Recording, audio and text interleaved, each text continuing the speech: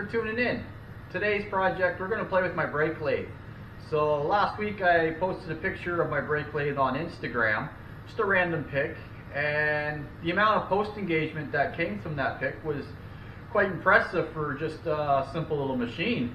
So I thought maybe I'll make a little video for my Instagram and another one for the YouTube, sort of on the function of this machine. And I've grabbed myself one of my spare rotors for my F250. So we're going to go ahead and get this thing cleaned up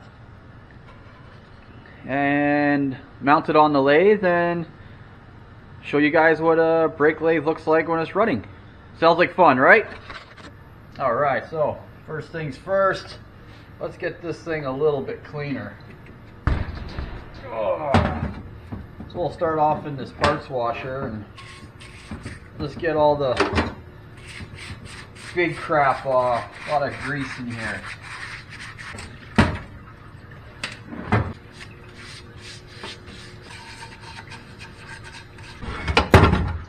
Alright, that's a bit better. Still a touch grimy, but a majority of the big crap's off. So let's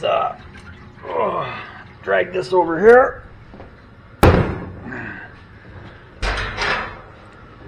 And we'll throw it in here for a few minutes. Oh yeah.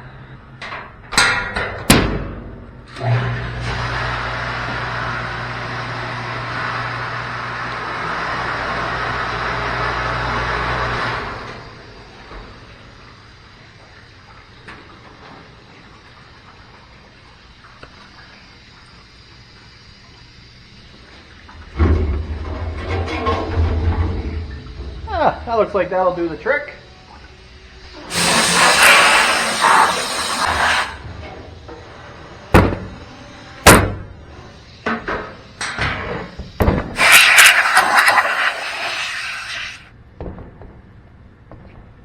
Yeah, that'll do the trick.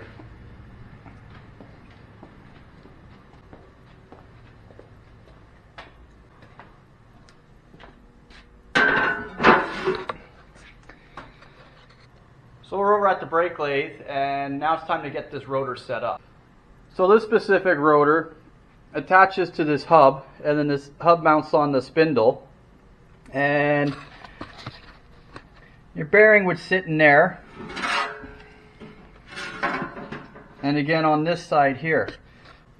So for setting these up, we set our alignment bushings up on where that bearing would go. So this looks like the big one, and that fits in there like that. And on this side we have another one. I think that's the one we're going to need for in there. Beauty. Now we take this, slide that over our arbor, we grab our rotor,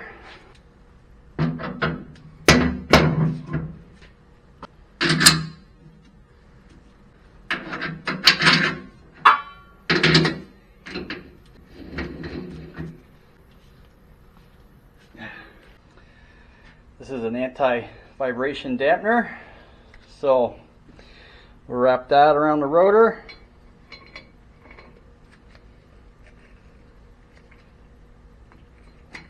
Just like so. Alright, so now we'll get these tools set up here. And we'll run this in. And then by turning these dials, this will move the tool inwards or outwards. Same with that one.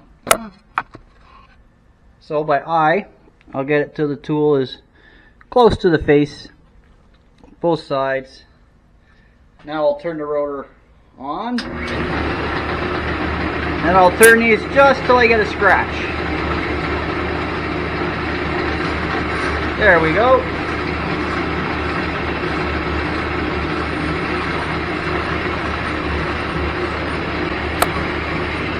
So now that we've contacted, we'll just set our dial here to 0.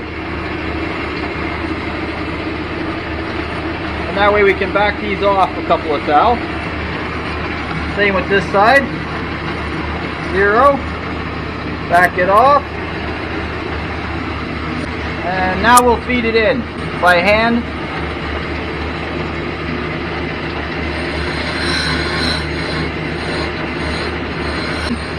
And on this side we surpassed, so we should be good to go.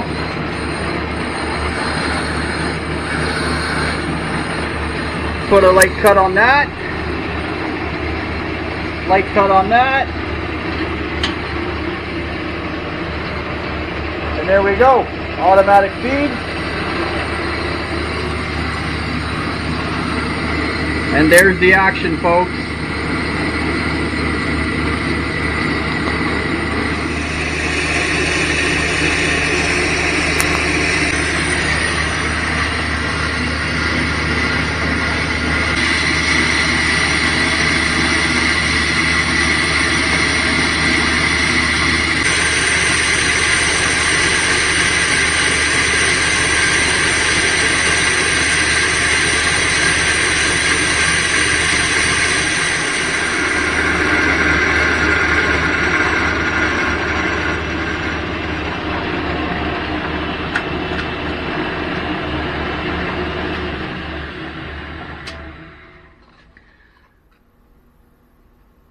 Alright, so we've done our skim. It's looking good.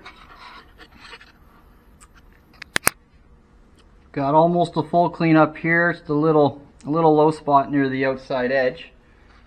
Now before we get carried away, I forgot to mention a step in my excitement to make this video. Before we even get carried on, typically, we do a thickness test on these. To make sure that, you know, they're still wide enough to be turned down and reused. So quite often, somewhere in here, they have the minimum thickness cast into them. Drums and rotors, the same. They most likely will have one in there. But sometimes these get so old, you can't see it. It's just too much rust, too much crust. You can't make it out. That's fine. We usually have these. And this gives us all our specs on our drums and rotors. And so let's open this up. And shot by manufacturer. So Ford truck. Mine is a 1986 F250 heavy duty. This line right here is our nominal thickness. This line here is our minimum thickness, which means we wouldn't turn it or try to turn it if it's at this number or lower. And this 1.18 is our discard at number. So this rotor is a bit under. And if we measure it now that we've done our skim, we should be even more below minimum than we should be.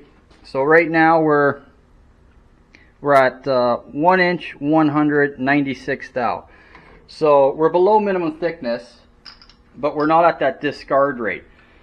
So as soon as we hit minimum thickness, we say your rotor's no good. We can't be liable. We don't want no headaches. We don't want no one complaining. We don't want anybody having any problems. But seeing as this is just an example piece, I had no problem turning it down because it's just for show. So even with this. So there you have it. Just a quick demo on how a brake lathe works. And you know, that was pretty quick. It took about 4.5 minutes to turn that, and it only took a few moments to set it up. So they're pretty tough to beat. I have a full-size lathe over here, and before I got this lathe, I used to do the occasional drum and rotor on it, and you know, it's just a lot more setup, and you have to dial it, and yada yada yada. Had an arbor like that with different cones and stuff, that would definitely make the job much quicker. But in the end, I just saw fit to just go out and buy a brake lathe, and it just takes care of that. Plus, brake lathes, you know, they cut cast iron drums and rotors, and you get these little dust of cast iron, and they're just horrible for machines. They're hard to clean. So if we're going to make some cast iron rotor dust, let's just make it all over on this machine, which is designed for, and it's easy to clean, and we'll save this machine for real machining, real turning. And anyways, that's it.